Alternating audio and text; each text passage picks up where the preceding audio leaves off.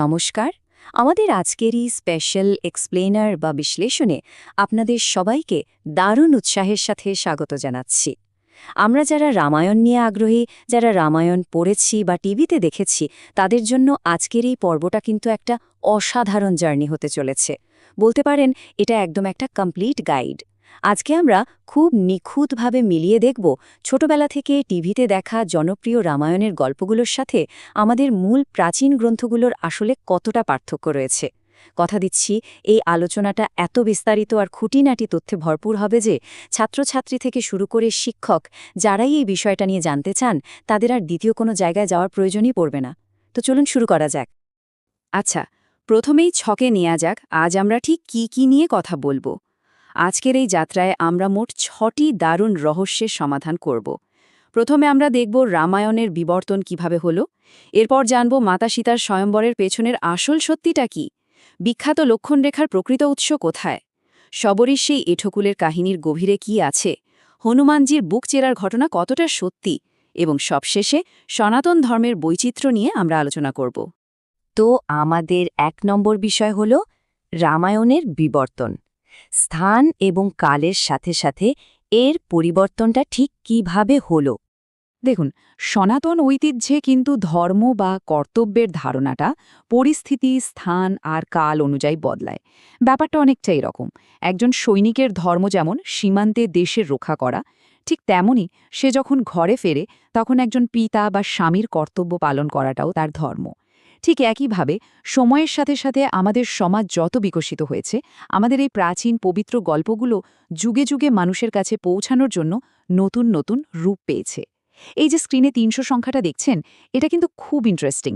জানেন কি, বর্তমানে ভারতে ৩০০টিরও বেশি রামায়ণের সংস্করণ প্রচলিত রয়েছে। বিভিন্ন যুগের কবি আর মুনি ঋষিরা তাদের নিজেদের মতো করে সাধারণ মানুষের কাছে ধর্মকে পৌঁছে দেওয়ার জন্য এই গ্রন্থগুলো রচনা করেছেন। আর ঠিক এই কারণেই টিভি সিরিয়ালে আমরা এমন অনেক জনপ্রিয় দৃশ্য দেখি যেগুলো খুঁজলে মূল বাল্মীকি রামায়ণে কিন্তু একেবারেই পাওয়া যায় না। এবার আসি আমাদের ২ নম্বর বিষয়ে, সীতা মাতার স্বয়ম্বরের পেছনের আসল সত্য কী।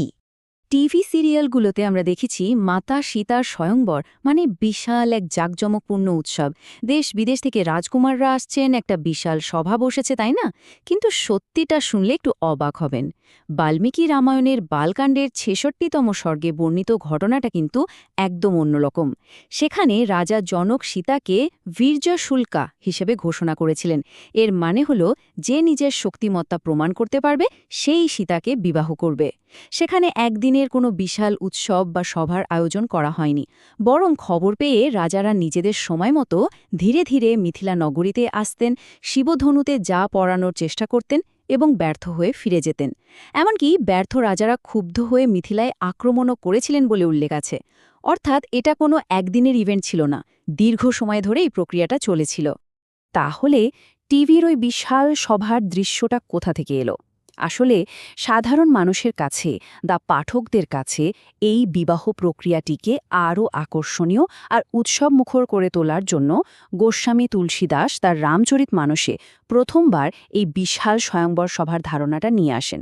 আমাদের টিভি সিরিয়ালগুলো সেখান থেকেই অনুপ্রাণিত। এখানে একটা মজার প্রশ্ন ভাবা যেতে পারে। আমরা যে ছোটবেলায় শুনেছি মাতা সীতা এক হাতে শিব ধনু তুলে নিয়েছিলেন, সেই গল্পটা কোথা থেকে এলো? কারণ মূল বাল্মীকি রামায়ণ বা রামচরিতমানস এই দুটো গ্রন্থের কোনোটাতেই কিন্তু এই ঘটনার কোনো উল্লেখ নেই। চলুন এগিয়ে যাই। আমাদের ৩য় নম্বর বিষয়, বিখ্যাত লক্ষণ রেখার উৎস। আসল গ্রন্থে কি সত্যি এরকম কোনো রেখা টানা হয়েছিল? কাহিনী এবার অরণ্যবাসের দিকে। স্বর্ণমৃগরূপী রাক্ষস মারিচকে বধ করার সেই দৃশ্যটা একবার চোখের সামনে আনুন। শ্রীরামের কণ্ঠে মারিচের আর্তনাদ, তারপর মাতা সীতার অপহরণ। এই পুরো ঘটনার সাথে একটা অত্যন্ত জনপ্রিয় ধারণা জড়িয়ে আছে, লক্ষ্মণ রেখা। আমাদের বিশ্বাস, লক্ষ্মণজি কুটিরের চারপাশে একটা জাদুকরী সুরক্ষা বলয় বা রেখা টেনে দিয়েছিলেন। কিন্তু সবচেয়ে অবাক করা তথ্যটা হল, বাল্মীকি রামায়ণের অরণ্যকাণ্ডের ৪৫তম স্বর্গে এমন কোনো রেখার উল্লেখই নেই। সীতামাতার কটুকথা শোনার পর লক্ষ্মণজি কেবল শ্রীরামের খোঁজে বেরিয়ে যান। শুধু তাই নয়, এমনকি তুলসীদাসের রামচরিতমানসের অরণ্যকাণ্ডেও সীতাহরণ পর্বে এই লক্ষ্মণ রেখার কোনো বর্ণনা দেওয়া হয়নি। তাহলে প্রশ্ন হল, এই রেখাটা এলো কোথা থেকে? ভেবে দেখুন, সীতাহরণের মূল বর্ণনায় যদি এই রেখাটা টানা নাই হয়ে থাকে, তবে কিভাবে লক্ষণরেখা নামক এই কনসেপ্টটা আমাদের সবার মনে এত গভীরভাবে গেঁথে গেল? এই চমকপ্রদ প্রশ্নের উত্তরটা কিন্তু বেশ কৌতূহল জাগানো। সাহিত্যে লক্ষণরেখার প্রথম প্রকাশ ঘটে রামচরিত মানসের লঙ্কাকাণ্ডে। হ্যাঁ, একদম শেষের দিকে। যখন রাবণ শ্রীরামের সাথে যুদ্ধের প্রস্তুতি নিচ্ছেন, তখন তার স্ত্রী মন্দোদরী তাকে সতর্ক করে একটা কথা বলেন। তিনি বলেন, তার ছোট ভাইয়ের আঁকা লক্ষণরেখায় যখন তুমি পার হতে পারোনি, তখন শ্রীরামের সাথে যুদ্ধে কিভাবে জিতবে? অর্থাৎ ঘটনার অনেক পরে শুধুমাত্র মন্দোদরীর এই একটা উক্তির মাধ্যমে রেখার ধারণাটি প্রথমবারের মতো সাহিত্যে উঠে আসে, মূল অপহরণের দৃশ্যে নয়। এবার আসা যাক আমাদের ৪ নম্বর বিষয়ে, শবরীর এঠোকুল, ভক্ত ও ভগবানের সেই অপূর্ব কাহিনী। শবরীমাতার এই আবেগপূর্ণ গল্পটা আমাদের সবার ভীষণ প্রিয়। টিভিতে আমরা দেখেছি শবরীমাতা ভালোবাসায় অন্ধ হয়ে প্রতিটি কুল নিজে আগে খেয়ে স্বাদ পরীক্ষা করছেন, আর মিষ্টি কুলগুলো শ্রীরামকে খেতে দিচ্ছেন। কিন্তু আসল সত্যিটা হল বাল্মীকি রামায়ণের ৭৪তম স্বর্গ এবং রামচরিত মানস উভয় গ্রন্থেই স্পষ্ট উল্লেখ আছে যে শবরীমাতা অত্যন্ত ভক্তিভরে তাজা ফলমূল খেতে দিয়েছিলেন। কোনো গ্রন্থেই এই এঠো করা বা চেখে দেখা ফলের কোনো উল্লেখ নেই। তাহলে এই ইঠুকুলের গল্পটা এলো কোত্থেকে? জাতিগত বৈষম্যের বিরুদ্ধে অসাধারণ একটা বার্তা দেওয়া এই হৃদয়স্পর্শী গল্পটা মূলত এসেছে পদ্মপুরাণ এবং ওড়িয়া রামায়ণ থেকে।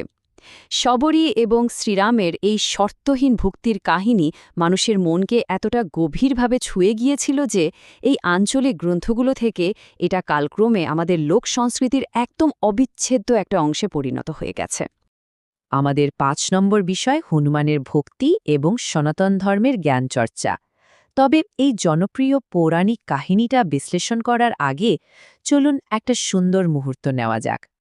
আমাদের হিন্দু দর্শন যেমন সাংখ্য, যোগ, ন্যায়, বৈশেষিক এইসব গভীরভাবে অধ্যয়নের মাধ্যমেই কিন্তু প্রাচীন গ্রন্থগুলোর পেছনের আসল সত্য উন্মোচন করা সম্ভব হয়।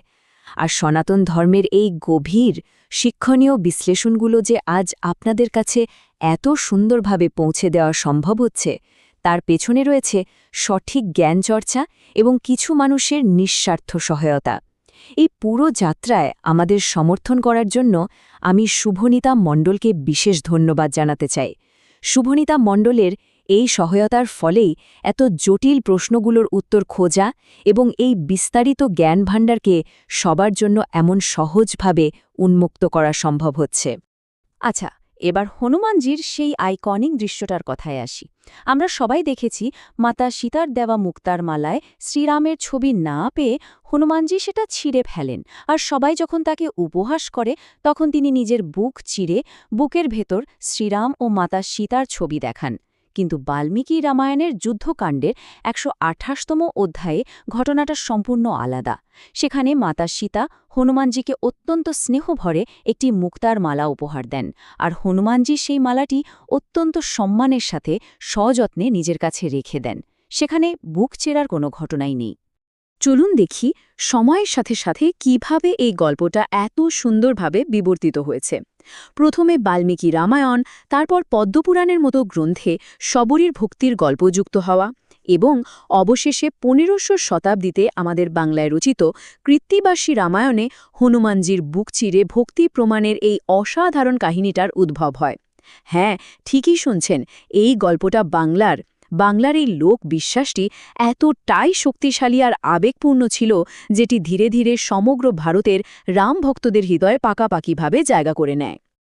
আমরা একদম শেষ পর্যায়ে চলে এসেছি আমাদের ৬ নম্বর বিষয়, সনাতন ধর্মের বৈচিত্র্য, একটি প্রবাহমান ঐতিহ্য। এতক্ষণ ধরে আমরা যা যা দেখলাম এটা কিন্তু দারুণভাবে সনাতন ধর্মের আসল সৌন্দর্যকে আমাদের সামনে তুলে ধরে। বিভিন্ন যুগে ভিন্ন ভিন্ন প্রান্তে বসে মুনি ঋষি এবং কবিরা এই পবিত্র কাহিনীটিকে সমাজের প্রয়োজন অনুযায়ী নিজেদের মতো করে বর্ণনা করেছেন। সনাতন ধর্ম কোনো একটি মাত্র বইয়ের মধ্যে আবদ্ধ থাকা কোনো কট্টর মতাদর্শ নয়, এটি একটি প্রবহমান ও বিকশিত ঐতিহ্য সময়ের সাথে সাথে আঞ্চলিক গ্রন্থগুলোর এই যে সংযোজন, এগুলো কিন্তু মূল গল্পটিকে মিথ্যা প্রমাণ করে না, বরং এটা প্রমাণ করে যে এই সংস্কৃতি প্রতিটি নতুন আখ্যানকে সমান সম্মান দেয়। আর এই নতুন আখ্যানগুলোই সমাজকে শ্রীরামের পবিত্র আদর্শের সাথে আরও গভীরভাবে যুক্ত করে রেখেছে। তাহলে সবশেষে একটা গভীর প্রশ্ন দিয়ে আজকের এই এক্সপ্লেনার শেষ করি। যদি এই প্রাচীন গল্পগুলো সমাজকে শিক্ষা দেওয়ার জন্য যুগে যুগে সময়ের সাথে নিজেদের মানিয়ে নিতে পারে, তবে প্রামাণিকতা বা আসল সত্যতার রূপটি আসলে কি? কোনটা আসল আর কোনটা নকল, সেটা বিচার করার মাপকাঠি বা কি?